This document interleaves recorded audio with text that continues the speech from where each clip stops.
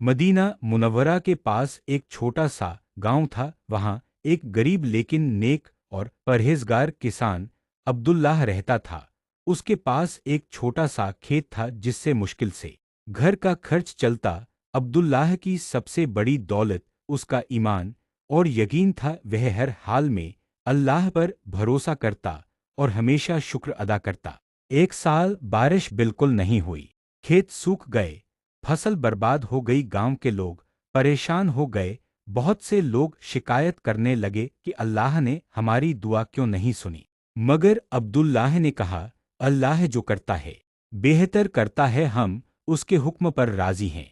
बारिश की कमी से गांव में भूखमरी फैल गई। लोग एक एक दाने को तरसने लगे। अब्दुल्लाह के पास भी खाने को कुछ नहीं बचा। उसकी बीवी और बच्चे भूख से कमजोर हो गए। फिर भी अब्दुल्लाह हर नमाज के बाद हाथ उठाकर दुआ करता, ए अल्लाह, हम तेरे फकीर हैं, तू ही हमारा रज़्ज़ाक है, हम तुझ पर भरोसा करते हैं। एक दिन अब्दुल्लाह खेत में दुआ कर रहा था कि एक अजनबी घोड़े पर सवार आया। उसका चेहरा बहुत नूरानी था। उसने कहा, मैं दूर से आ रहा हूँ। अब्दुल्लाह खेत में दुआ कर रहा, मैं दूर से आ रहा हूँ, मुझे पानी पिलाओ। अब्दुल्लाह ने घर का आखिरी मटका निकाला और उसे पानी पेश किया।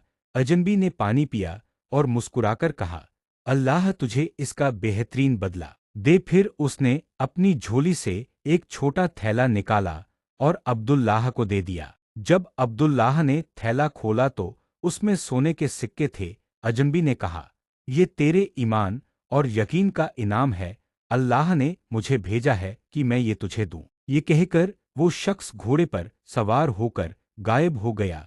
अब्दुल्लाह हैरान रह गया लेकिन दिल से अल्लाह का शुक्र अदा करने लगा। उन सोने के सिक्कों से अब्दुल्लाह ने न केवल अपने घर का खर्च चलाया बल्कि गांव के कई गरीबों की मदद की। गांव के लोग हैरान थे कि अकाल में ये कैसे मुमकिन हुआ। अब्दुल्लाह ने कहा, ये सब यकीन और सब्र का फल है।